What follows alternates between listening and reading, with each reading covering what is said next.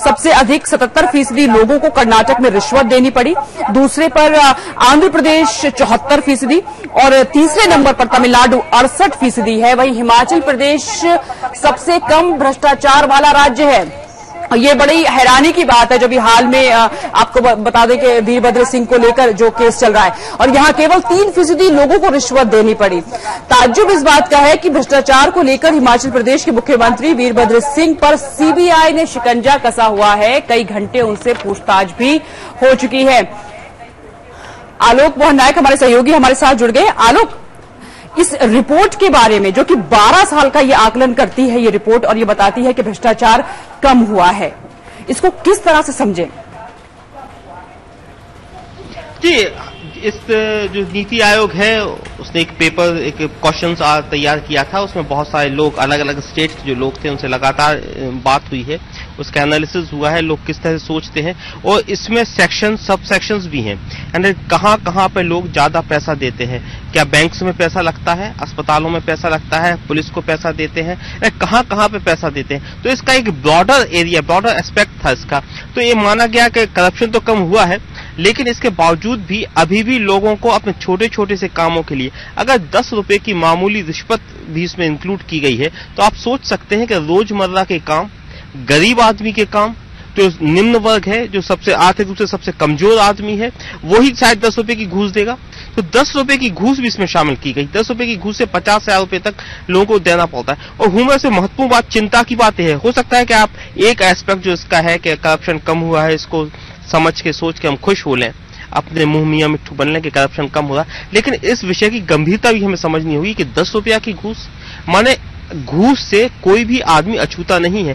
आम आदमी जो रोज 2 जून की रोटी कमाने में संघर्ष कर रहा है। मैं एक और सवाल आपसे ये पूछती हूँ, यूपीए 2 अगर याद है, 2G घोटाला, कोल ब्लॉक घोटाला, तमाम जो घोटाले, भ्रष्टाचार जहां से उपजा, बीजेपी की सरकार बनती है, बीजेपी मुद्दा बनाती है भ्रष्टाचार और केंद्र में सरकार बनाती है। दूसरा, हिमाचल प्रदेश सबसे कम भ्रष्टाचार वाला राज्य बताया गया है। कैसे इस रिपोर्ट का आकलन किया जाए? जो करप्शन थे, जो आपको याद होगा कि एक के बाद एक जो करप्शन के चार्जेस आए मनमोहन सिंह सरकार पे, वो बहुत ज्यादा और बड़ी तादाद की मात्रा के करप्शन थे। 1,76,000 करोड़ रुपए का घोटाला, यानी लोग मजाक बन गया था कि इतने जीरो हम लिख नहीं पाते जितने का एक घोटाला है। तो जो मुख्य जो घोटाले थे जो उजागर हुए, मुख्य कमियां जो उजागर हुई, सीएजी की रिपोर्ट्स में जो कमियां आई, उन कमियों ने पूरे देश में एक माहौल बना दिया भ्रष्टाचार का। और उस भ्रष्टाचार के खिलाफ जो एक जनमत तैयार हुआ, उसी की देन अरविंद केजरीवाल को कह सकते हैं, आप मोदी सरकार को कह सकते हैं। तो पूरे देश में एक माहौल बन गया कि जो मुख्य सरकारें हैं वो करप्ट हैं और इनके खिलाफ आम जनमत बन रहा है, देश में एक लोग तैयार हो रहे हैं। तो निश्चित रूप से आपने बिल्कुल सही कहा कि आपने जब अपनी बात कह रही थी, जब आपने कहा कि हिमाचल प्रदेश जहां पे सबसे कम करप्शन है और उसके मुख्यमंत्री के खिलाफ सीबीआई अपना शिकंजा कस रही है, तो ये बात बिल्कुल सच है कि हो सकता है कि जो आम आदमी है, जो रोजमर्रा की जिंदगी है, उसमें करप्शन कम हो रहा हो, लेकिन जो पॉलिटिकली पावरफुल लोग हैं, जो ब्यूरोक्रेट्स लोग हैं, वो लगातार इन चीजों में फंसे रहेगा। आप देखेंगे रोजमर्रा की खबरों में तो मध्य प्रदेश के ब्यूरोक्रेट्स, मध्य प्रदेश के यहाँ के चपरासी तक के वहां पे जब भी छापा होता है तो लाखों रुपए मिलते हैं, लेकिन उसका इस लिस्ट में, शुरुआती लिस्ट में नाम नहीं है।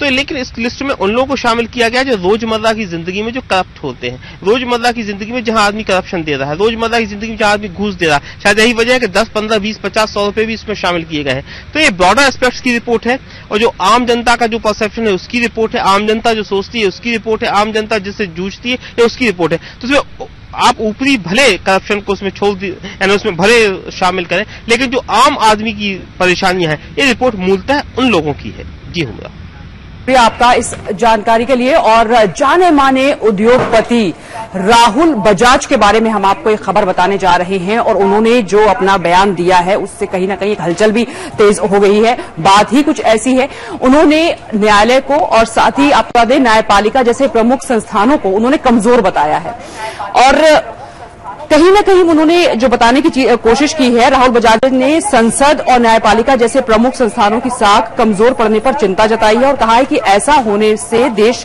पिछड़ रहा है। उन्होंने कहा कि हमने 1950 और 60 के दशक में कुछ संस्थानों को खड़ा किया था और पिछले 50 सालों में कुछ संस्थानों को देश ने कमजोर पड़ते हुए देखा है।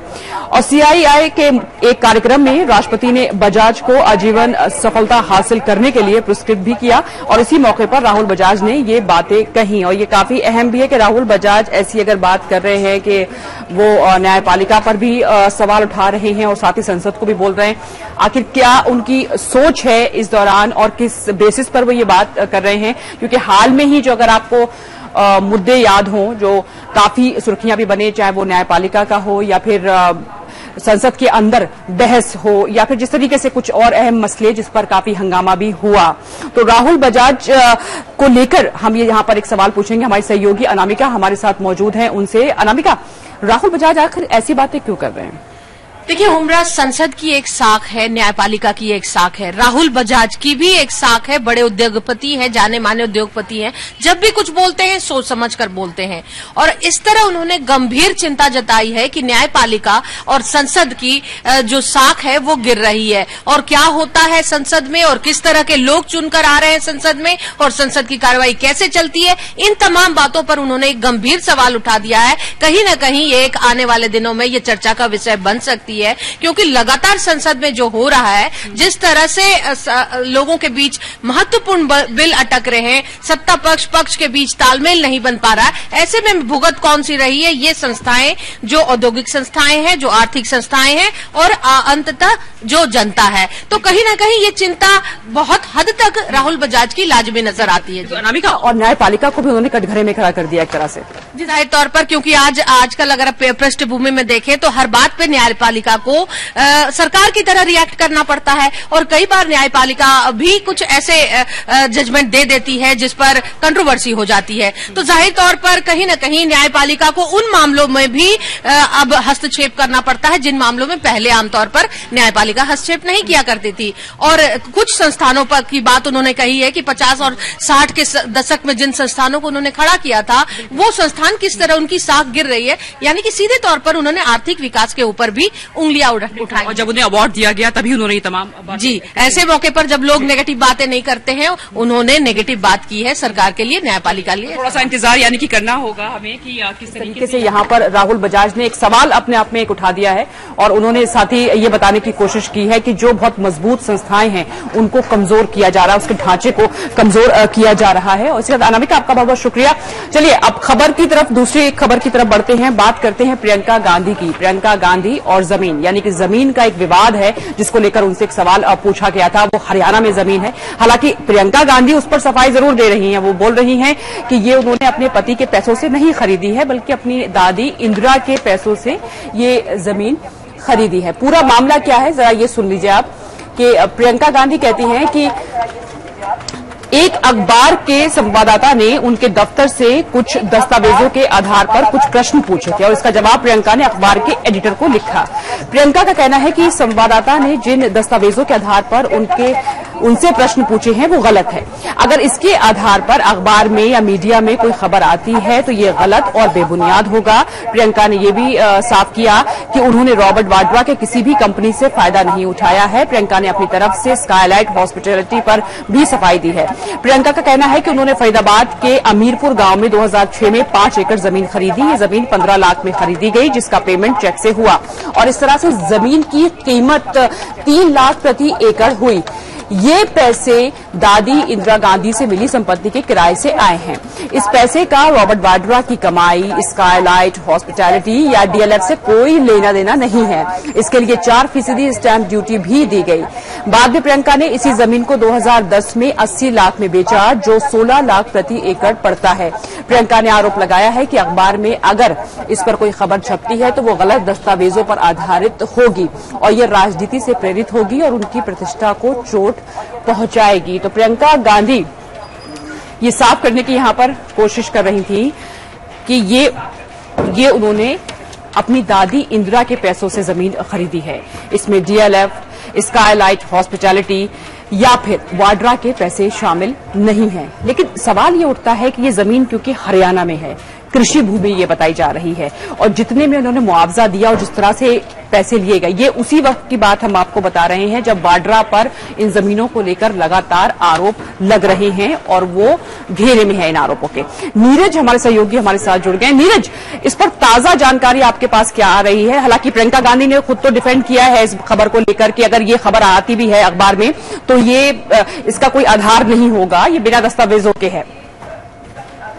और क्या रिएक्शंस है कांग्रेस में, क्योंकि कांग्रेस में आपको बता दें कि लगातार प्रियंका को लेकर किस तरीके से आगे प्रियंका को लाया जाए, एक फेस प्रियंका को बनाया जाए, खासकर जो लोकसभा चुनाव 2019 में होने जा रहे हैं, और अब इस खबर का असर कहां तक पड़ता है? क्या कांग्रेस खेमे में इसको लेकर रिएक्शंस आ रहे हैं या कुछ और बयान अभी तक आए हैं? फिलहाल इसके बारे में थोड़ा सा इंतजार करना होगा, लेकिन प्रियंका गांधी ने सफाई जरूर दे दी है। उन्होंने ये कहा है कि इसमें किसी का कोई लेना देना नहीं है और ये इंदिरा गांधी के पैसों से है, यानी जो किराया आता था उसके पैसों से जमीन खरीदी गई है। इसमें स्टैंप ड्यूटी भी उन्होंने चुकाई है। तो बाकायदा जो प्रोसीजर एक होता है जमीन खरीदने का वो उन्होंने पूरा निभाया है। इसमें कोई घालमेल या किसी भी किस्म का कोई घोटाला नहीं है।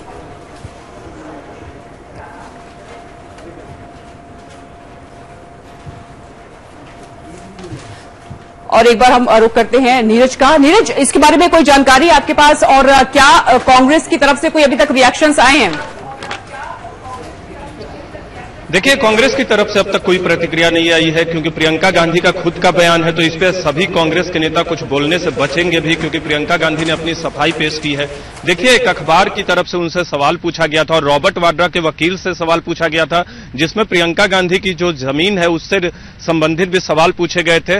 और उसके बाद प्रियंका गांधी का यह बयान आया है कि अगर इस तरह का कोई मामला किसी अखबार में छपता है, किसी तरह की ऐसी खबर छपती है उनके जमीन सौदे से लेकर, तो वो बिल्कुल गलत तथ्यों पर आधारित होगी। और प्रियंका गांधी ने यहां तक कहा है कि उनकी किसी भी संपत्ति की खरीद का संबंध रॉबर्ट वाड्रा के पैसे डीएलएफ या स्काईलाइट हॉस्पिटैलिटी से नहीं है। तो प्रियंका गांधी ने अपनी सफाई पेश की है पूरे मामले पर। और दूसरी अहम बात, जिस अखबार का जिक्र किया है प्रियंका गांधी ने, आज उसमें यह खबर आई है कि 50 करोड़ का लगभग फायदा जो है रॉबर्ट वाड्रा को मिला है, जो ढींगरा पैनल के कमीशन के हवाले से यह रिपोर्ट जो है उस अखबार में छपी है। और यह भी कहा गया कि अमीपुर, जो जिस जमीन की हम चर्चा कर रहे हैं हुमरा, अमीपुर की जमीन का भी जांच किया था उस पैनल ने। तो उसके बाद जो है प्रियंका गांधी का यह बयान आया है, जब अखबार के एक संवाददाता ने उनके ऑफिस से कुछ सवाल पूछे थे, और उसी के बाद प्रियंका गांधी ने अपनी सफाई पेश की कि जो भी जमीन सौदा फरीदाबाद में प्रियंका गांधी की तरफ से किया गया था वो नियमों के तहत किया गया था।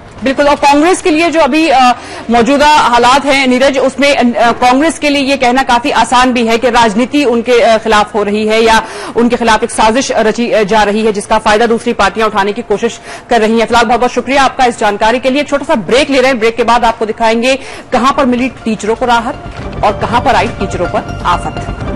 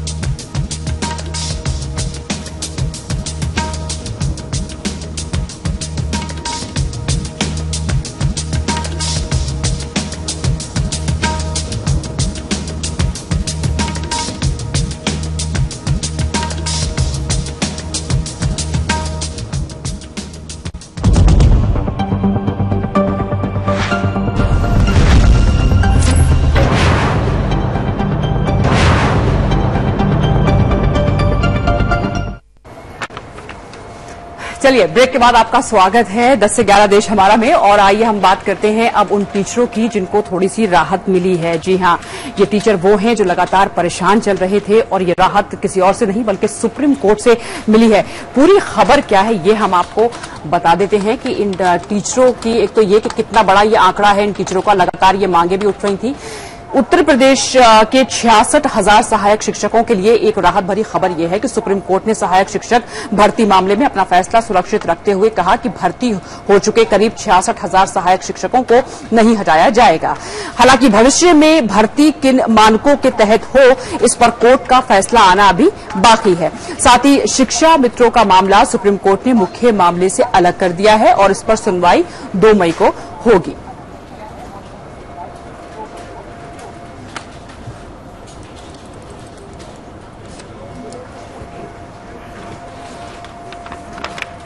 हमारे सहयोगी आलोक गुप्ता हमारे साथ जुड़ गए इस पर ताजा अपडेट के साथ। आलोक, एक तरफ राहत भी है लेकिन दूसरी तरफ सुप्रीम कोर्ट ने यह भी साफ कर दिया है कि जो भर्ती आगे होने वाली है, यानी कि जो फ्यूचर में होने वाली है, उसमें जो मानक होंगे वो तय किए जाएंगे। वो अपने एक अलग जो भी मानक माने जाएंगे वो अलग होंगे, लेकिन जो अभी भर्ती है, जो अभी है टीचर, उनको हटाया नहीं जाएगा।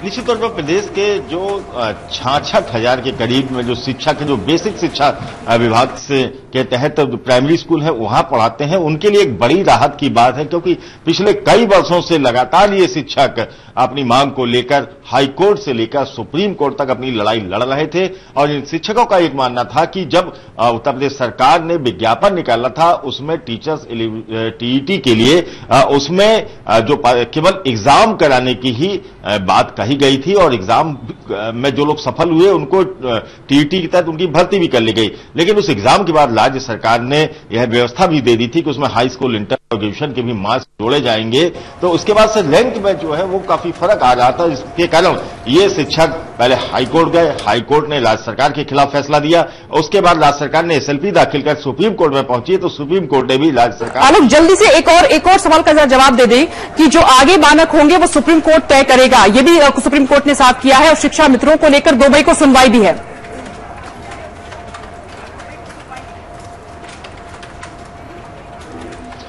देखिए, अब टीचर्स एलिजिबिलिटी को लेकर और उनकी भर्ती को लेकर इतने ज्यादा कानूनी दांवपेच हो गए हैं, तो सुप्रीम कोर्ट ने खुद कमान अपने हाथ में एक तरीके से ले ली है और यह भी उम्मीद की जा रही है कि खुद बेसिक शिक्षा विभाग से पूछेगा कि आपके क्या फार्मूले हैं, किन नियमों के तहत आप भर्ती करेंगे। यह भी बेसिक शिक्षा विभाग से पूछने के बाद में सुप्रीम कोर्ट एक नई गाइडलाइन बेसिक शिक्षा टीचर्स की भर्ती के लिए जारी कर सकती है अगली तारीख में। जी बिल्कुल आलोक, बहुत बहुत शुक्रिया आपका इस जानकारी के लिए। और इसी मुद्दे को, यानी कि यूपी और राजस्थान में टीचरों पर फैसले को लेकर जो कुछ हुआ है वो भी हम आपको बताने जा रहे हैं।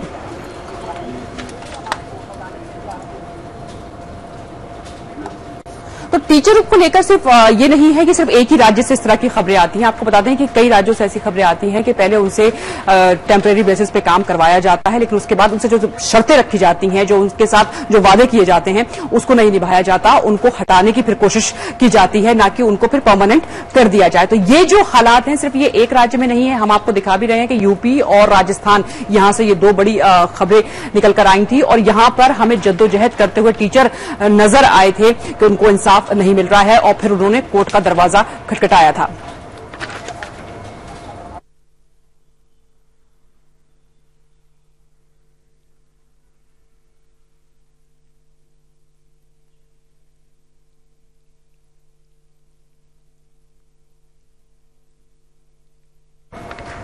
और एक और खबर हम आपको जो बताने जा रहे हैं वो है जयपुर के 3य श्रेणी शिक्षक भर्ती 2016 को रद्द कर दिया है जोधपुर हाईकोर्ट ने। ये भी एक बड़ी खबर है, इस पर भी जरा आप गौर करिएगा कि जिसमें करीब 13,000 लोगों को बड़ा झटका लगा है जिनकी भर्तियां इसके तहत होनी थी। कोर्ट ने इस पूरे मामले में 4 महीने में नए सिरे से भर्ती प्रक्रिया पूरी करने के आदेश दिए हैं। दरअसल राज्य सरकार ने 3य श्रेणी शिक्षक भर्ती 2016 के तहत 13,000 पदों के लिए वैकेंसी निकाली थी और रीट के अंकों के आधार पर ये भर्तियां होनी थी। इस भर्ती के खिलाफ हाईकोर्ट में याचिका दाखिल की गई थी और इस याचिका पर फैसला सुनाते हुए कोर्ट ने इस भर्ती को रद्द कर दिया है।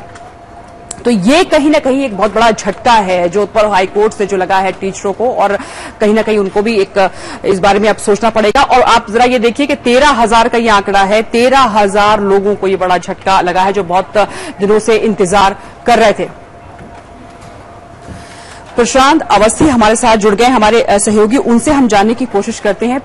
प्रशांत, ये 13,000 टीचर अब क्या करने का सोच रहे हैं, किस तरह का कदम उठाएंगे आगे, क्या उनके वकीलों का कहना है, और साथ ही अब क्या वहां पर राज्य सरकार किसी तरह से उनकी मदद करेगी उन्हें इस तरीके से मुश्किल के दौर से निकालने के लिए, या फिर जो हाईकोर्ट का फैसला है अब उसके आगे राज्य सरकार भी उनकी मदद नहीं कर सकती?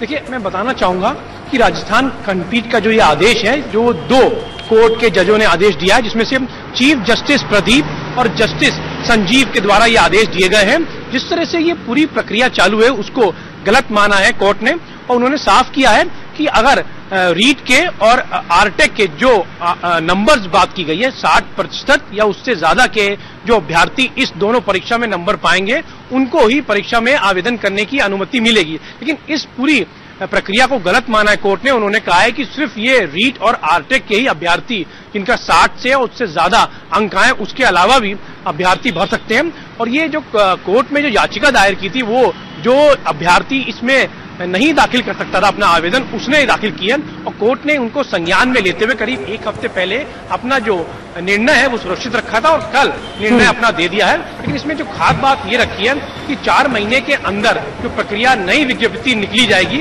उसमें जो पुराने आवेदन कर चुके हैं उनको फिर से आवेदन करने की जरूरत नहीं होगी। और खास बात ये है, चलिए तो ये कम से कम ये एक राहत भरी खबर हम इसको यहाँ पर जरूर कहेंगे जोधपुर हाईकोर्ट की तरफ से जो आई है टीचरों की तरफ से, जहां पर हाईकोर्ट का जो भी फैसला आया इसको लेकर भर्तियों को लेकर वहां पर झटका लगा है इन टीचरों को। लेकिन कहीं ना कहीं एक राहत खबर ये है कि अगर दोबारा जो भर्तियां होंगी या उसके लिए उनको आवेदन नहीं देना होगा, तो ये एक राहत भरी खबर टीचर्स के लिए नजर आती है। फिलहाल आप बन रही है प्रशांत हमारे साथ। एक दूसरी खबर ये है और बहुत ही इंटरेस्टिंग भी है, दिलचस्प भी है और इससे लोगों को काफी ज्यादा इंस्पिरेशन भी मिलने वाली है कि जेईई के एग्जाम में यानी कि मेंस में कंपाउंडर के बेटे ने टॉप किया है। अपनी पूरी मेहनत और लगन से उसने टॉप किया है। बहुत डिफिकल्ट एग्जाम होता है, बहुत मुश्किल एग्जाम होता है, जहां पर आपको हम बता दें कि कई लोग जो हैं और कई स्टूडेंट्स जो हैं वो सालों साल पढ़ते रहते हैं। क्या कोई किसी इम्तिहान में 360 नंबर में से 360 नंबर ले सकता है? राजस्थान के कल्पित बीरवाल ने इस साल जेईई मेंस में परीक्षा में पहली बार 360 में से 360 अंक हासिल कर इतिहास रच दिया है। और एक कंपाउंडर पिता और शिक्षक मां का ये होनहार बेटा दलित परिवार से है। इसने आरक्षण कोटे ही नहीं सामान्य श्रेणी के भी अब तक के सब रिकॉर्ड तोड़ दिए हैं। और कल्पित ने सोशल मीडिया, टीवी और राजनीति बातों से दूरी बनाकर ये सफलता हासिल की है। उदयपुर के रहने वाले 17 साल के कल्पित के 10वीं कक्षा में 10 सीजीपीए मार्क थे और उन्होंने अपनी कामयाबी का श्रेय अपने माता पिता और अध्यापकों को दिया है। हालांकि कल्पित अब काफी बड़े हो चुके हैं। इस हिसाब से अगर हम देखें जिस तरह से वो आगे बढ़ रहे हैं और वो इसका श्रेय भी अपने टीचर्स को दे रहे हैं। और आईआईटी जेईई में टॉपर रहे कल्पित से की समय राजस्थान के उदयपुर संवाददाता हेमेंद्र श्रीमाली ने। आइए देखते हैं। जिलों की नगरी को फिर मिली खुशियों की सौगात। महाराणा प्रताप की यह धरती है और प्रतापनगर इलाके में हम उदयपुर के हैं और यहाँ पर कल्पित वीरवाल जो आज जेईई आईआईटी में प्रथम स्थान पाया है ऑल ओवर इंडिया में, यहाँ पर खुशियों की लहर है और सभी यहाँ पर आप देख रहे हैं हमारे साथ में कि कल्पित को जिस तरह की खुशियां तो मिली हैं लेकिन परिवार और आसपास के लोग यहाँ पर आए हैं और कल्पित को पूरी तरह से मालाओं से लाद कर और मिठाई से मुंह मीठा करा रहे हैं। काफी इनको खुशी हो रही है। हमारे साथ में कल्पित है, इन्हीं से जानेंगे कि यह जो सफलता मिली है उसके पीछे क्या राज है और किसको इसका श्रेय देना चाहते हैं। जी मैं अपनी सफलता का श्रेय अपने पेरेंट्स, मेरे भाई, मेरे टीचर्स, मेरा स्कूल जो एमडीएस पब्लिक स्कूल है और मेरे कोचिंग सेंटर रेजोनेंस उदयपुर को मैं देना चाहता हूँ। इन सभी ने हमेशा मेरा साथ दिया है और जैसे स्कूल में जैसे सोमानी सर और निधि मैम ने हमेशा हमें साथ दिया और हमेशा सपोर्ट रखा, कभी डीमोटिवेटेड नहीं होने दिया। टीचर्स में जैसे हमें जैसे रवि रंजन सर पढ़ाते हैं फिजिक्स और Jambu Jain sir chemistry, Upendra sir chemistry पढ़ाते हैं और नितिन सर जैसे मैथ्स पढ़ाते हैं, उन्होंने हर डाउट क्लियर किया, कभी भी डीमोटिवेटेड नहीं होने दिया। हमेशा मैं पढ़ाई को एज अ स्ट्रेस नहीं लेता था, उसको एंजॉय करता था, रेगुलर रखता था स्टडीज और जो भी नोट्स हैं या होमवर्क है वो मैं रेगुलर करता था और लास्ट आपको क्या आशा थी कि ये सफलता इतनी हो जाएगी कि पूरे देश में एक इतिहास कायम हो जाएगा? जैसे जब मैं एग्जाम दे रहा था तो इतना तो कॉन्फिडेंस था कि 360 में से जैसे 300 प्लस आएगा, लेकिन 360 में से 360 आएंगे ये मैंने कभी भी नहीं सोचा था। और लेकिन मैंने लास्ट दिन जैसे जो टीचर्स ने मोटिवेशन दिया था और टीचर्स में फेथ रखा पूरा कि मैं ये कर सकता हूँ। चलिए, तो आपने सुना कल्पित को, कल्पित किस तरीके से आत्मविश्वास से लबरेज यहां पर दिखाई दे रहे हैं। और अब रुक करते हैं प्रशांत का, जो वहां पर मौजूद है राजस्थान में। प्रशांत, कल्पित की हमने बातें सुनी है, वो काफी आत्मविश्वास उनके अंदर दिखाई दे रहा है और 360 में से 360 अभी तक जो इनकी खबर सुनते ही जो लोगों का रिएक्शन है या किस तरीके से खुशियां वहां मनाई जा रही हैं, और कल्पित को लेकर क्या राज्य सरकार भी उनको अवार्ड देने वाली है?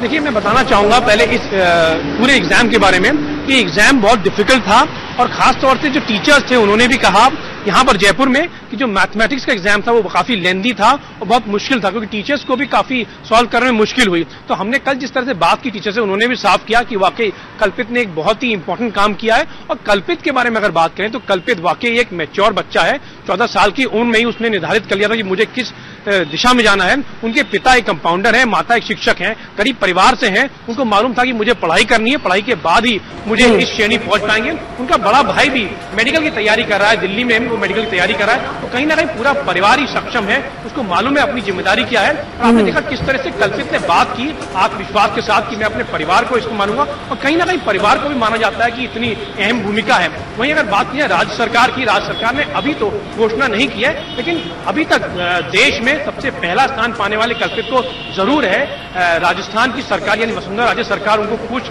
सहानुभूति राशि जरूर देंगी। लेकिन जिस तरह से उदयपुर में खुशियां मनाई जा रही है, उसी तरह से जयपुर में खुशियां मनाई देखी जा रही है। कल जिस तरह से उनके कोचिंग सेंटर्स ने खास तौर पे उनका और बिल्कुल ये जो तारीफ है और ये जो शाबाशी है प्रशांत कल्पित के लिए, ये सिर्फ राजस्थान तक सीमित नहीं रहने वाली है, राजस्थान की सीमा को पार कर जाएगी। पूरे देश में तारीफ हो रही है कल्पित की, क्योंकि इतने अच्छे नंबर यानी कि 360 में से 360, शायद आप ताज्जुब कर रहे होंगे। जेईई बहुत मुश्किल ये इम्तिहान होता है, उसमें खासकर अगर हम मैथमेटिक्स की बात करें और इन तमाम चीजों की बात करें काफी मुश्किल हो जाता है, लेकिन उसने कर दिखाया। कंपाउंडर उनके पिता हैं।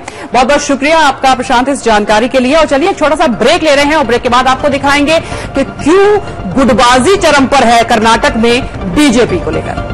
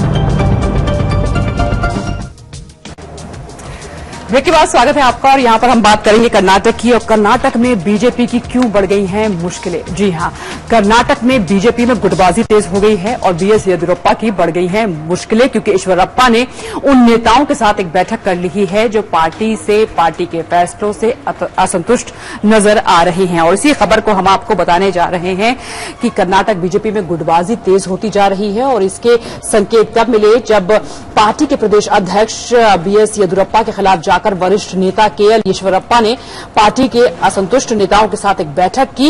ईश्वरप्पा पहले भी खुलेआम येदियुरप्पा के काम करने के तरीके पर सवाल उठा चुके हैं। यही नहीं, उन्होंने ये तक कह डाला था कि येदियुरप्पा की तानाशाही नहीं चलेगी। हालांकि येदियुरप्पा ने इस पार्टी विरोधी क्रियाकलाप के लिए संगठन में राष्ट्रीय संयुक्त महासचिव बीएल संतोष को जिम्मेदार ठहराया है। आपको ये भी हम जानकारी दे दें कि अगले साल कर्नाटक में विधानसभा चुनाव है और ये दरार केंद्रीय नेतृत्व के लिए चिंता बन चुकी है और चिंता का बड़ा विषय है, क्योंकि इस लिहाज से अगर हम देखें कि येदियुरप्पा, अगर आपको याद हो कि जब उन पर मामला एक आया और केस चला जब येदियुरप्पा का ये माना जा रहा था कि उनकी मुश्किलें काफी बढ़ने वाली हैं, उनकी कुर्सी तक छिनने वाली है, उस वक्त बीजेपी ने उनको काफी सपोर्ट किया। तो इस लिहाज से आप समझ सकते हैं कि बीजेपी यानी कि जो केंद्रीय नेतृत्व है उसकी नजर में येदियुरप्पा का कद कितना बड़ा है।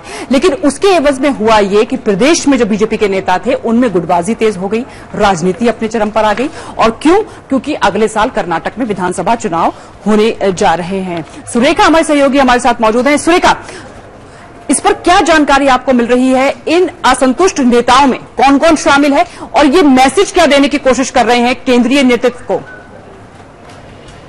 जी, दरअसल जब से येदियुरप्पा की वापसी हुई है बीजेपी में दोबारा से, क्योंकि कुछ साल पहले उन्होंने अपनी अलग पार्टी रखी थी तो चली नहीं, जिसके बाद वापस वो जो है बीजेपी में आ गया और उसके बाद से ही कहीं ना कहीं जो है येदियुरप्पा को लेकर कुछ बागी तेवर जो है वो नजर ही आ रहे थे। लेकिन अभी हाल ही में जो उपचुनाव हुए, जो 2 सीटों पर जो है चुनाव हुए थे, उसमें करारी हार मिली बीजेपी को, जिसके बाद से ये कहीं ना कहीं और भी ज्यादा खुलकर सामने आया कि येदियुरप्पा के खिलाफ जो आवाजें हैं वो बढ़ रही हैं। और जिस तरीके से येदियुरप्पा की पार्टी में भी पकड़ है और एक लिंगायत कम्युनिटी जो है उससे वो बिलोंग करते हैं, उसके बावजूद जो है वो वहां पर उन जगहों पर जो है जीत नहीं हासिल कर पाए। तो ये कहीं ना कहीं बहुत सी चीजें हैं जिनका मिश्रण कह सकते हैं। और साथ ही में येदियुरप्पा जिस तरीके से जाने जाते हैं और उनका जिस तरीके से स्वभाव रहा है वो हमेशा से रहा है कि वो अपनी बात और अपनी बात पर ही कायम रहते हैं और लोगों को भी वो मजबूर करते हैं कि वो अपनी तरह उनकी तर्ज पर जो है वो लोग चले। और ये कहीं ना कहीं अब बागी होता हुआ नजर आ रहा है, क्योंकि अगले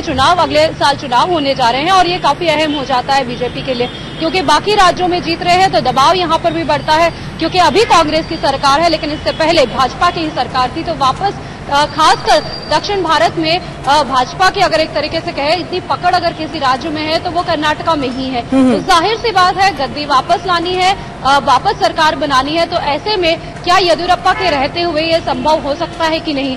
अब जितने सीनियर बीजेपी में जितने नेता है अब ये सारी बातों को लेकर जो है वो चर्चा कर रहे हैं। और कहीं ना कहीं येदियुरप्पा ने जिस तरीके से येदियुरप्पा के खिलाफ अगर आपकी बातचीत हुई हो इन तमाम नेताओं से, येदियुरप्पा के जो पूरा ग्रुप है उसमें कितने विधायक होंगे, कितने नेता होंगे जिसको उन्होंने एक साथ कर लिया है और उसमें उन्हें कामयाबी भी हासिल हो रही है? हालांकि येदियुरप्पा की अगर बात करें तो उन्हें राजनीतिक जो पकड़ है उनकी काफी मजबूत भी रही है, वो भाप लेते हैं राजनीति। क्या कोई बदलाव हाल में आप देख रही हैं वहां पर? जी देखिए, अभी ये कहना काफी मुश्किल है कि कितने लोग जो है वो येदियुरप्पा के साथ है और कितने लोग जो है येदियुरप्पा के साथ है, क्योंकि धीरे धीरे ये चीजें जो है ये बदलने वाली है, ये तस्वीर बदलेगी। तो जाहिर है कि येदियुरप्पा के लिए भी चुनौती है कि वो अपनी पार्टी में भी पकड़ मजबूत रखे और साथ ही में पार्टी को भी आगे लेकर चले, क्योंकि भाजपा के जो केंद्र में जो लोग बैठे हैं जाहिर है वो चाहते हैं कि पार्टी को ज्यादा अहमियत देंगे और अगले साल चुनाव है तो सरकार उनकी बने, उसके लिए हर तरीके के कदम उठाएंगे। तो येदियुरप्पा के लिए भी अब ये चुनौतीपूर्ण रहने वाला है कि किस तरीके से वो बाकी नेताओं को साथ लेकर चलेंगे, खासकर जो सीनियर लीडर्स हैं जो पहले से पार्टी में है उनको किस तरीके से साथ लेकर चलेंगे, क्योंकि येदियुरप्पा का स्वर जो है जो उठा है वो उनके खिलाफ, तो वो एक बड़े नेता है और उनके खिलाफ अगर आवाज उठी है तो जाहिर सी बात है कि कई और आवाजें भी उठ सकती है। तो ऐसे में सबको साथ लेकर चलना, कैसे लेकर चल पाएंगे येदियुरप्पा ये देखना होगा, क्योंकि पिछली बार जब सरकार उनकी थी लेकिन एक बात तो ये है कि जब संकट में थे येदियुरप्पा तब भी वो मजबूत स्थिति में थे। सुरेखा, जैसा कि आप जानती हैं और जिस तरीके से उनको बीजेपी का सपोर्ट मिला था, बड़े नेताओं का सपोर्ट मिला था, तो अब आज और कल में क्या होता है ये थोड़ा सा इंतजार जरूर करना होगा, क्योंकि अगले साल विधानसभा चुनाव है, उसके लिए रणनीति यहां पर तेज हो चुकी है। बहुत बहुत शुक्रिया सुरेखा इस जानकारी के लिए। और अब बात करेंगे मध्य प्रदेश से खबर आ रही है उसकी, वहां पर जमीन को लेकर यानी कि जमीन के रिकॉर्ड को लेकर वेब GIS सॉफ्टवेयर बनाया गया है, जिसमें बहुत बड़े घोटाले की बात सामने आई है और विवादों के घेरे में आ गया है। ये सूत्रों के मुताबिक इसके जरिए हजारों करोड़ का घोटाला हुआ है, सरकारी जमीन को निजी हाथों में कर दिया गया है और साथ ही दूसरे की जमीन किसी और के नाम कर दी गई। अगर इसकी CBI जांच होगी तो अब तक का सबसे बड़ा घोटाले का खुलासा हो सकता है। आपको ये बता दें कि वेब GIS सॉफ्टवेयर के कारनामे की खबर सबसे पहले 11 अप्रैल को समय ने ही उजागर की थी और समय चैनल पर खुद पटवारी और तहसीलदार ने इस खबर की पुष्टि करते हुए कहा था कि यह हजारों करोड़ों का घोटाला है। ऐसे में राज्य के किसान और आम आदमी काफी परेशान हैं। तो हमारे देश में सबसे बड़ी मुश्किल बात ये होती है कि जैसे ईवीएम का भी आपने सुना होगा, इस तरह के जो मशीनें या सॉफ्टवेयर की जब बात आती है तो सबसे पहले जो होता है कि ये सवाल उठने लगते हैं कि कहीं ना कहीं कुछ गड़बड़ी जरूर हुई होगी, सॉफ्टवेयर की कहीं ना कहीं कमी होगी। लेकिन इस खबर को हमने आपको बता दें कि 11 अप्रैल को भी दिखाया था समय ने, और इस खबर में जो बयान सामने आए थे उसमें पटवारी भी शामिल थे, उसमें तहसीलदार भी शामिल थे। उन्होंने खुद समय चैनल को इस खबर के बारे में बताया था कि आखिर क्या हो रहा है वहां पर, किस तरीके से मिसयूज हो रहा है इस सॉफ्टवेयर का, जिससे आम आदमी परेशान तो है ही, उसके अलावा जो किसान हैं वो भी काफी परेशान यहां पर दिखाई दे रहे हैं। वीरेंद्र शर्मा हमारे सहयोगी हमारे साथ जुड़ गए। वीरेंद्र, अब इसको लेकर क्या और पार्टियां जो हैं, यानी कि जो कांग्रेस वहां पर विपक्ष में है, मुद्दा बनाएगी, ये राजनीतिक मुद्दा हो जाएगा या फिर वाकई में इसको लेकर एक कुछ काम किया जाएगा?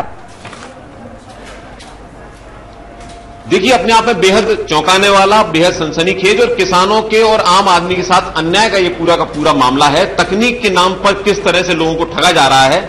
आज से 600 साल पहले शेरशाह सूरी ने जो व्यवस्था बनाई थी रेवेन्यू को लेकर, उसके बाद अकबर के जो रेवेन्यू ऑफिसर थे टोडरमल, उन्होंने जो व्यवस्था बनाई थी वो इतनी पुख्ता व्यवस्था थी कि जिस व्यक्ति की जमीन हुआ करती थी उस व्यक्ति के नाम अंकित रहती थी, उसमें जरा भी हेरफेर नहीं हो सकता था। उसके बाद में जब परिस्थितियां बदली, आजादी के बाद में लगातार परिवर्तन होते रहे, फिर कंप्यूटर आया और फिर एनआईसी को 2001 में मध्य प्रदेश सरकार ने जिम्मेदारी दी कि वो जमीनों का हिसाब किताब रखे, जो कि एक सरकारी संस्था है।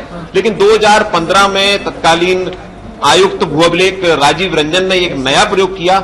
600 करोड़ रुपए में जियोग्राफिक इंफॉर्मेशन सिस्टम के नाम से जीआईएस का एक पूरा का पूरा सॉफ्टवेयर बनवाया और उसमें जमीनों के आंकड़े दर्ज करने शुरू किए गए। उसके बाद ये गड़बड़ी शुरू हुई। एक प्राइवेट कंपनी सरकारी आंकड़ों को रजिस्टर्ड कर रही है। दोष अगर जाता है तो तहसीलदार और पटवारी पर जाता है। ये अपने आप में बेहद विडंबनापूर्ण स्थिति है। और अभी तक अकेले मध्य प्रदेश के ग्वालियर जिले में ही करीब 300 करोड़ रुपए की भूमि का हेरफेर हो चुका है। ताजा मामला कल ग्वालियर में एक और पकड़ में आया, जो समय ने ही सबसे पहले दिखाया कि 13 बीघा जमीन जिसकी कीमत लगभग 5 करोड़ रुपए थी, वो 5 भाइयों के नाम से किसी अन्य व्यक्ति के नाम दर्ज हो गई। रेवेन्यू मिनिस्टर कह रहे हैं कि हमने कमेटी बनाई है, परीक्षण करेगी, अगर गड़बड़ी पाई गई तो इसको रद्द किया जाएगा, इस कंपनी के ठेके को। लेकिन सबसे बड़ा सवाल यह है कि जिन लोगों ने इस पूरे मामले में गड़बड़ की है उनके खिलाफ अभी तक कोई एफआईआर दर्ज नहीं हुई है, कोई कार्रवाई उनके खिलाफ नहीं की गई है। ये बहुत विडंबनापूर्ण स्थिति है। और बिल्कुल वीरेंद्र, ये भी एक दुर्भाग्य है कि जो सरकारें हैं वो कमेटी बहुत जल्दी बना देती हैं, लेकिन उसकी रिपोर्ट नहीं आती, इंतजार करना पड़ता है तमाम लोगों को, और जिसके एवज में आम जनता हो या फिर किसान हो या मजदूर हो, उसे नुकसान उठाना पड़ता है। बहुत बहुत शुक्रिया आपका इस जानकारी के लिए। बात करेंगे छत्तीसगढ़ की। छत्तीसगढ़ में विधानसभा का विशेष सत्र बुलाया गया है, जहां पर जीएसटी बिल को पारित किया जाएगा, लेकिन वहां पर जो विपक्ष का रोल है, यानी कि विपक्ष वहां पर विरोध करने के पूरे मूड में नजर आ रहा है। विपक्ष आज हंगामा कर सकता है। क्यों हंगामा कर सकता है, ये हम आपको बता दें कि विपक्ष नक्सली हमला, मुख्यमंत्री के द्वारा सरकारी अधिकारियों और पार्टी नेताओं को कमीशन नहीं लेने देने की नसीहत का मुद्दा उठाकर भी हंगामा कर सकता है। लेकिन हाल में जो नक्सली हमला हुआ उसमें 25 जवान शहीद हुए, ये बड़ा मुद्दा है और विपक्ष अपने हाथ से नहीं जाने देगा, क्योंकि छत्तीसगढ़ में उसकी सरकार या नहीं बन पाई है कई सालों से, और उसी की तिलमिलाहट भी है। तो और मुद्दा भी हाल का ही है, तो उनको मिल गया है कि अब इस पर क्या राज्य सरकार करेगी, किस तरीके से नक्सलियों पर शिकंजा कसा जाएगा। हमारे साथ परवीन जुड़ गए हैं। परवीन, ये जानना चाहेंगे आपसे कि जीएसटी को लेकर हमने देखा है कि अलग अलग विधानसभाओं में जो इसे पारित किया जा रहा है या उससे पहले एक कार्यक्रम का भी आयोजन किया जाता है बाकायदा, ताकि इसकी जो डिटेल्स हैं वो बताई जा सके कि कितना फायदेमंद होगा जब लागू होगा जीएसटी। तो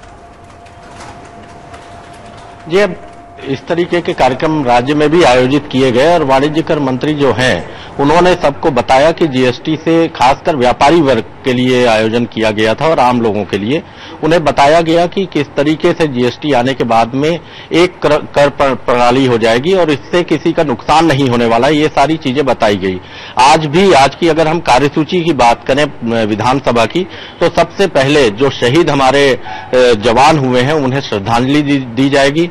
उसके बाद में जो पूर्व विधायक हैं उन्हें श्रद्धांजलि दी जाएगी और उसके बाद में फिर सीधे जीएसटी पर चर्चा शुरू हो जाएगी। लेकिन इसी दौरान जो स्थगन प्रस्ताव दिया है विपक्ष ने 2 मामलों को लेकर, जैसा आपने बताया कि पहले तो कमीशन का मामला है। जिस तरीके से मुख्यमंत्री डॉक्टर रमन सिंह ने कहा था कि कमीशन 1 साल मत लीजिए, 30 साल तक आपकी सरकार को कोई नहीं हटा सकता, तो कमीशन क्या अभी तक लिया जा रहा था, इस बारे में एक स्थगन लगाया गया है विपक्ष के द्वारा।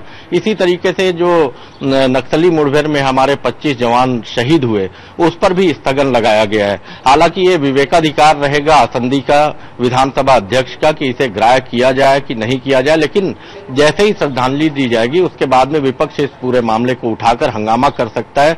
जीएसटी बिल आने के पहले, बिल लाए जाने के पहले, और सरकार की ओर से ये कोशिश की जाएगी कि व्यवस्था का ध्यान में रखते हुए, जो व्यवस्थाएं रहती विधानसभा की उसको ध्यान दिलाते हुए विपक्ष को आज सिर्फ, चूंकि ये जीएसटी पर ही विशेष सत्र का आयोजन किया गया है, तो जीएसटी पर ही केंद्रित रखा जाए और किसी भी तरीके से अगर हंगामा होता है तो हंगामे के बीच बहुमत के आधार पर इस बिल को पारित किया जाएगा, अन्यथा इस पर चर्चा करवाने के बाद में कोशिश की जाएगी कि सर्वानुमति से, सर्वसहमति से ये बिल पास किया जाए। जी प्रवीण, बहुत बहुत शुक्रिया आपका इस जानकारी के लिए। और यहाँ पर ले रहे हैं एक छोटा सा ब्रेक, और ब्रेक के बाद आपको बताएंगे कि बिहार में शराबबंदी के बाद नीतीश के निशाने पे कौन है।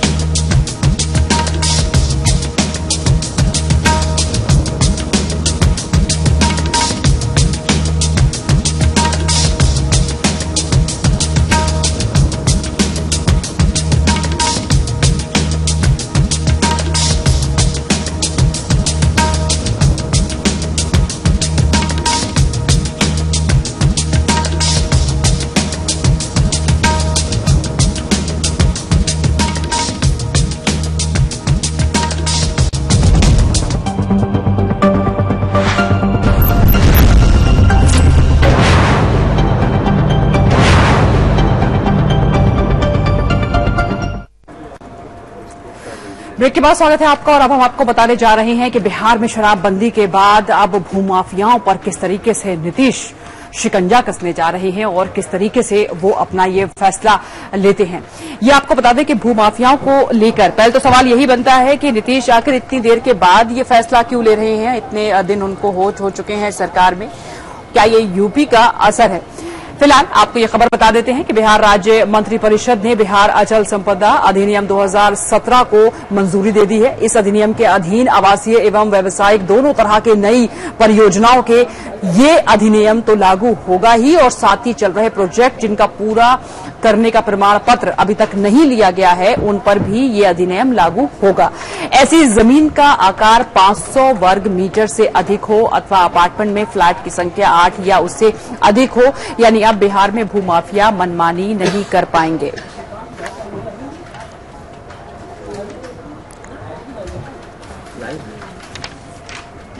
तो आपको बता दें कि भूमाफियाओं को लेकर ही शिकंजा है। लेकिन सबसे बड़ा सवाल यही है कि अगर आपको ये फैसला लेना था तो आखिर उसमें इतनी देरी क्यों की जा रही है, क्यों नहीं आपने ये फैसला पहले लिया, और साथ ही क्या जो प्रोजेक्ट शुरू किए गए, जब प्रोजेक्ट शुरू किए गए और बिहार में आप मुख्यमंत्री हैं उस वक्त क्यों नहीं फैसला लिया गया। अब बीच प्रोजेक्ट पे आप ये बोल रहे हैं इस तरीके के फैसले कि आप ये अधिनियम जो आपने बताया कि वो लागू किया जाएगा, ये अपने आप में कहीं ना कहीं सवालों के घेरे में है।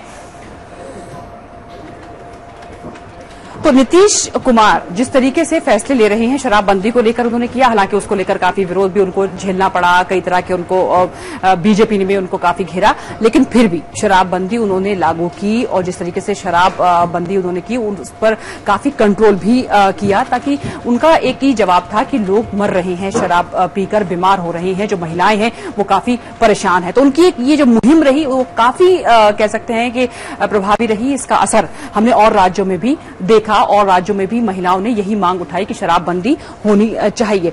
अब एक ये जो दूसरी खबर है कि बिहार राज्य मंत्रिपरिषद ने बिहार अचल संपदा अधिनियम 2017 को मंजूरी दे दी है और इस अधिनियम के अधीन आवासीय एवं व्यावसायिक दोनों तरह के नई परियोजनाओं के ये अधिनियम तो लागू होगा ही, साथ ही चल रहे प्रोजेक्ट जिनका पूरा करने का प्रमाण पत्र अभी तक नहीं लिया गया है उन पर भी ये अधिनियम लागू होगा। यानी कि भूमाफिया जिस तरीके से अवैध कब्जे कर लेते हैं, पूरी जानकारी तक नहीं होती है, लेकिन इतने दिन हो चुके हैं नीतीश कुमार को, अब वो ये ला रहे हैं कानून, अब वो फैसले ले रहे हैं भूमाफियाओं को लेकर, तो ये कहीं ना कहीं अपने आप में एक सवाल उठते जरूर हैं इसको लेकर। अंशु नथानी हमारे साथ मौजूद हैं, उनसे हम जान लेते हैं। अंशु, भूमाफियाओं को लेकर ये अभी कानून आया, अब ये फैसला लिया जा रहा है, इतने दिन हो चुके, पहले इस पर क्यों नहीं गौर किया गया? क्या ये यूपी का असर है? जी कह सकते हैं एक तरह से उमरा जब जागो तभी सवेरा। केंद्र में तो इस तरह का अधिनियम पास कर दिया गया था लेकिन राज्य में नहीं किया गया था, लेकिन अब राज्य में भी कर दिया गया है और कल ही कैबिनेट ने इसे मंजूरी दी है। तो अब कहा जा सकता है कि बिल्डर्स और डेवलपर्स की मनमानी अब बिहार में नहीं चल पाएगी, उन्हें बिल्कुल साफ सुथरा होकर काम करना होगा, यानी कि अपनी पूरी जानकारी अब उन्हें उपभोक्ताओं को मुहैया करवानी पड़ेगी, यानी कि वो कितने दिन में उनका आवास या व्यावसायिक प्रतिष्ठान तैयार करके देंगे, उनके आर्किटेक्चर कौन है, इंजीनियर कौन है, वो किस तरह का सामग्री इसमें यूज कर रहे हैं, लैंड यूज किस तरीके का है, किस तरीके का मालिकाना हक है, यानी कि सारी जानकारी अब उन्हें उपभोक्ताओं को देनी होगी। और अगर वो समय पर फ्लैट या जो भी उन्होंने प्रोजेक्ट कहा है वो तैयार नहीं कर पाते तो उपभोक्ताओं को अब उनका शिकायत करने का भी अधिकार होगा। इसके लिए एक ट्रिब्यूनल भी बनाया जाएगा और इस ट्रिब्यूनल में उपभोक्ता अब जा सकेंगे, अपनी शिकायत करेंगे और वो अपना खामियाजा भी ले सकते हैं। और इसके अलावा जिस तरह से पहले बिल्डर मनमानी करते थे, शुरुआत में ही ज्यादा पैसे ले लेते थे, लेकिन अब वो ऐसा नहीं कर पाएंगे, केवल 10% ही वो ले पाएंगे जितना प्रोजेक्ट है उसका। इसके साथ ही साथ क्या लीगैलिटीज है इसकी जानकारी उपभोक्ताओं को समय समय पर देनी होगी। और अगर प्रोजेक्ट बनाने में देरी होती है तो फिर उनका जो रुपया है जो कि लोगों ने उपभोक्ताओं ने दिया है उस पर उन्हें ब्याज भी देना पड़ेगा। यानी कि पहले जो मनमानी चलती थी, जिस तरह से भी काम किया जा रहा है, नियमों की अनदेखी होती थी, किसी तरह की सामग्री कैसे भी काम किया जा रहा है, वो अब नहीं हो पाएंगी। तो कहा जा सकता है कि चलिए अंशु, तो इसको आरजेडी इसको किस तरीके से देखती है, यानी कि लालू प्रसाद यादव इस फैसले को कैसे देखते हैं, ये भी काफी इंटरेस्टिंग होगा। बहुत बहुत शुक्रिया आपका इस जानकारी के लिए। आप बात करेंगे ईपीएफ खाता धारकों की, उनके लिए बहुत खुशखबरी ये है कि इलाज के लिए वो अपने खाते से पैसा निकाल सकते हैं। तो ये एक कहीं ना कहीं राहत भी है। जब इलाज में बहुत बड़ा एक बिल आ जाता है तो उस पर काफी परेशानियां होती हैं लोगों को, और अगर ईपीएफ खाता है आपके पास तो अब आपके लिए ये आसानी हो जाएगी। ईपीएफ खाता धारक अपने इलाज के लिए खाते में जमा पैसा किसी भी समय आसानी से निकाल पाएंगे, वो भी बिना डॉक्टर के सर्टिफिकेट के। श्रम मंत्रालय ने कर्मचारी भविष्य निधि योजना 1952 के पैरा 68J और 68N में संशोधन किया है। ये आप लोगों के लिए बहुत समझने की जरूरत भी है जो संशोधन हुए हैं, और ये बहुत ही जिससे अब ये काम काफी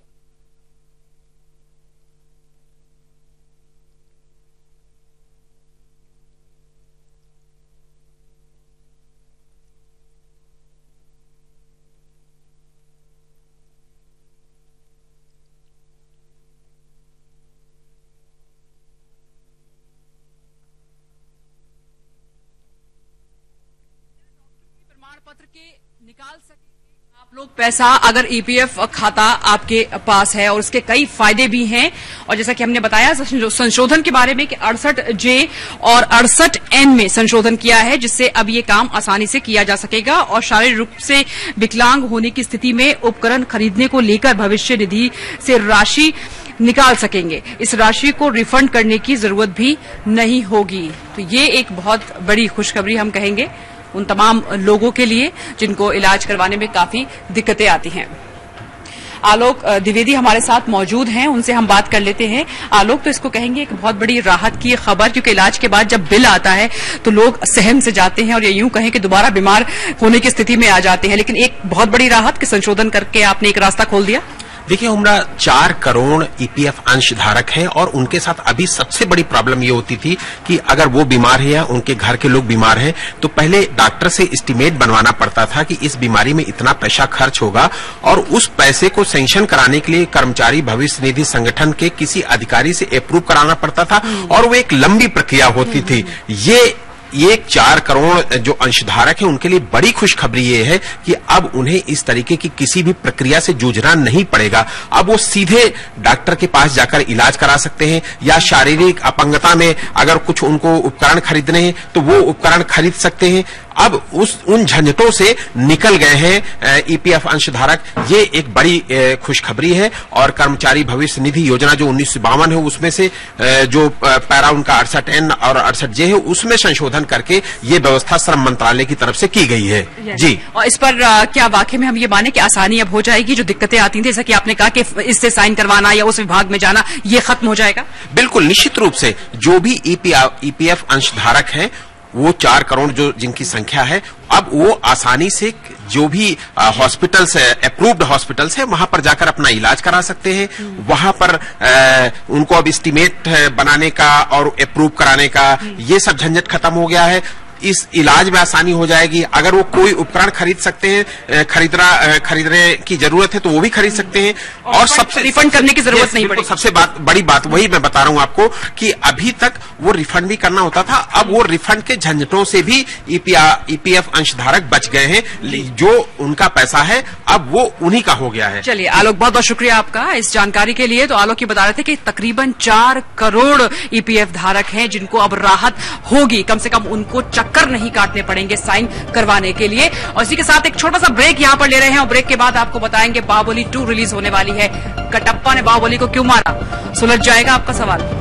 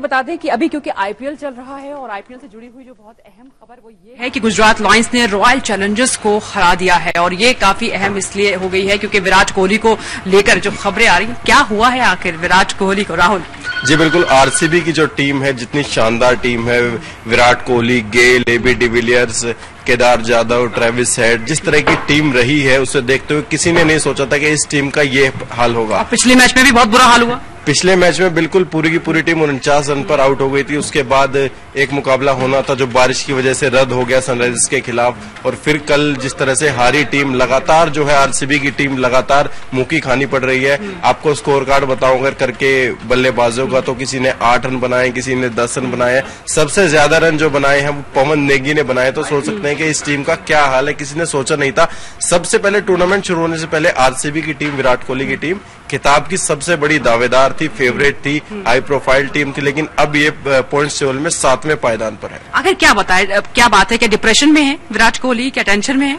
जी बिल्कुल, जिस तरह से टेस्ट सीरीज खत्म हुई थी, तीसरे टेस्ट मैच में उनके कंधे में चोट लगी थी। आईपीएल के शुरुआती मैचों में टीम से बाहर बैठना पड़ा। फिर उसके बाद शेन वॉटसन ने टीम की कमान संभाली। एबी डिविलियर्स शुरू के मैचों में नहीं जुड़े टीम से, उसके बाद वो भी टीम के साथ आए, लेकिन जो टीम का कॉम्बिनेशन है शायद वो ठीक नहीं बन पाया है, और इसी वजह से लगातार जो है आरसीबी की टीम को हार झेलनी पड़ रही है। यानी कि मनोबल टूट रहा है, मनोबल कम हो रहा है, और इससे निराश उनके फैंस भी हो रहे हैं, काफी हैरान है फैंस। जी बिल्कुल, जिस तरह की मैंने बताया कि टीम जो है आरसीबी की, अगर बल्लेबाजी की बात की जाए, गेल जो 10,000 रन बना चुके हैं T20 क्रिकेट में, उसके बाद विराट कोहली अपने आप में वर्ल्ड क्लास प्लेयर, सबसे शानदार बल्लेबाजों में आते हैं, एबी डिविलियर्स जिनको सुपरमैन कहा जाता है, 360 मैन कहा जाता है कि जो मैदान के किसी भी कोने में रन बना सकते हैं, ऐसी बल्लेबाजी होने के बावजूद अगर आपकी टीम 150 रन भी बोर्ड पर नहीं लगाए, कल 134 रन बना पाई, पूरी टीम बना पाई, तो ये कहीं ना कहीं सोचने वाली बात होगी। लेकिन अब आईपीएल में उनका सफर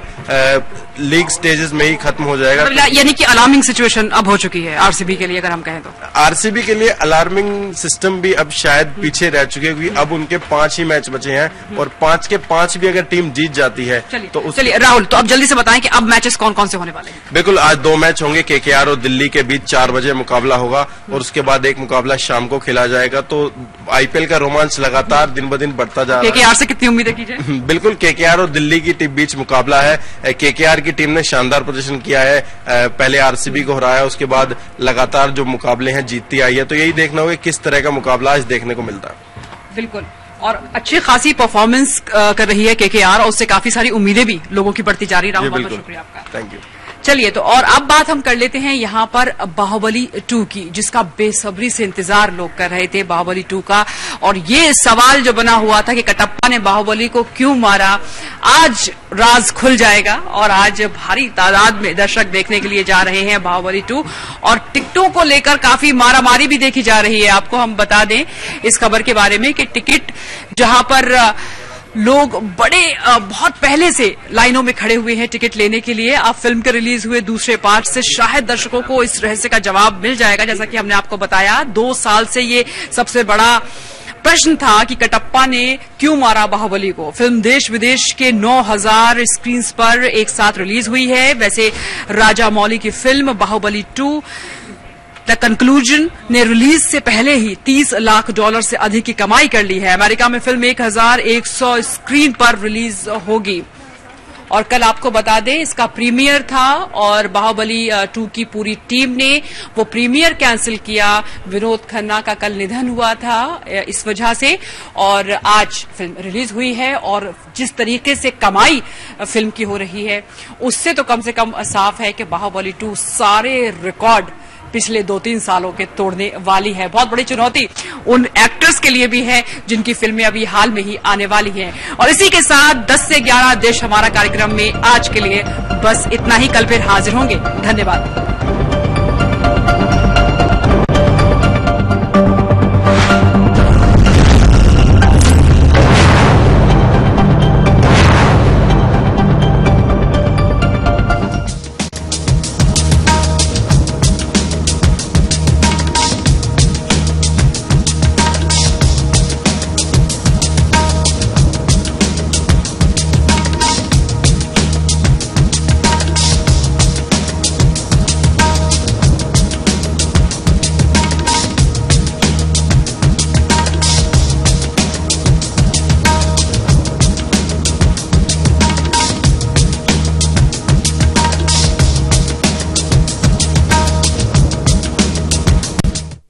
किसी भी बड़े मुद्दे पर राय तो हर कोई रखता है, किसी भी बड़े मुद्दे पर बहस तो हर कोई करता है, लेकिन किसी भी बड़े मुद्दे पर जब कोई पत्रकार 35 साल के अनुभव और जिम्मेदारी के साथ सिर्फ 3 मिनट में अपनी बात कहता है तो बात समझ में आती है। अरूप घोष के साथ देखिए सिर्फ 3 मिनट में हर बड़े मुद्दे पर सबसे स्पष्ट नजरिया। एजी स्टेक सिर्फ समय न्यूज नेटवर्क और सहारासमय.com पर। रुखसाना, आज भी तुम अपना फॉर्म भरने पोस्ट ऑफिस नहीं आई? आप तो जानते हैं शीला जी, दानिश के अब्बू तो अब रहे नहीं, बाहर के हर काम के लिए दूसरों के भरोसे रहना पड़ता है। तो अब निकलो। अल्पसंख्यक मंत्रालय की इस नई रोशनी योजना में तुम जैसी हजारों महिलाओं में नेतृत्व क्षमता को बढ़ाया जा रहा है। आज की औरत अब घर से खुद बाहर आएगी और बनाएगी अपना जीवन बेहतर। अल्पसंख्यक मंत्रालय की नई रोशनी योजना आपके लिए, सीखें और सशक्त बने। मदद हमारी, मंजिल आपकी।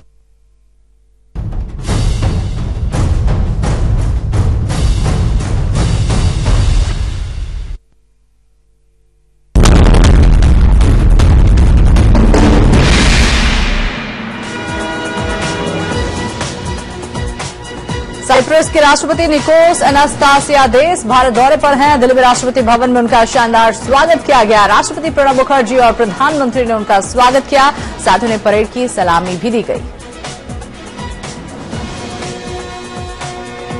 नीति आयोग की एक रिपोर्ट के मुताबिक देश में पिछले 12 साल में भ्रष्टाचार घटा है। इसमें 3 साल मौजूदा एनडीए सरकार के कार्यकाल के हैं, जबकि बाकी के 9 साल मनमोहन सिंह की सरकार के। नीति आयोग के सेंटर फॉर मीडिया स्टडीज ने अपनी 11वीं इंडिया करप्शन स्टडी 2017 रिपोर्ट में कहा है कि 2005 में 53% लोगों को रिश्वत देनी पड़ती थी, यानी कि भ्रष्टाचार के स्तर में 22% की कमी आई है। देश के जिन राज्यों में सबसे ज्यादा भ्रष्टाचार है, उनकी सूची में कर्नाटक टॉप पर है। नीति आयोग के सर्वे में ये बात सामने आई है। सरकारी कामों को कराने के लिए दिए जाने वाले घूसों के आधार पर भ्रष्ट राज्यों की सूची तैयार की गई है। सबसे ज्यादा भ्रष्टाचार वाले राज्यों में कर्नाटक के बाद आंध्र प्रदेश, तमिलनाडु, महाराष्ट्र, जम्मू कश्मीर और पंजाब का नंबर है। हिमाचल प्रदेश, केरल और छत्तीसगढ़ सबसे कम भ्रष्टाचार वाले राज्यों की सूची में। ये सर्वे सेंटर फॉर मीडिया स्टडीज ने कराया है। सर्वे में 20 राज्यों के शहरी और ग्रामीण क्षेत्रों के 3000 लोगों की राय ली गई। सर्वे की रिपोर्ट के मुताबिक पिछले 1 साल के दौरान कम से कम एक बार करीब 1/3 लोगों को सरकारी काम कराने के दौरान भ्रष्टाचार का सामना करना पड़ा। 2005 में इसी तरह की एक स्टडी के दौरान 53% लोगों ने घूस देने की बात स्वीकार की।